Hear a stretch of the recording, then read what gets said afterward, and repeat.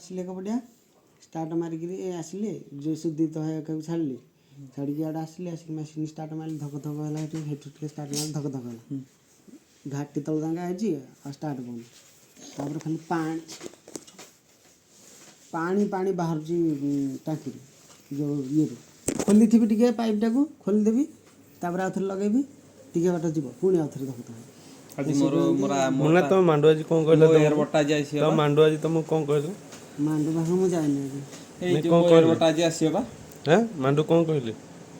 ମୁଁ ଯାଇନି ମାଣ୍ଡୁ ପାଖକୁ କ'ଣ କହିଲେ ମାଣ୍ଡୁ କ'ଣ କହିଲେ କ'ଣ କେମିତି ଏଟା କ୍ଲେମ୍ କରିବା କହିଲେ ଚାରି ଆଖିକି କହିବ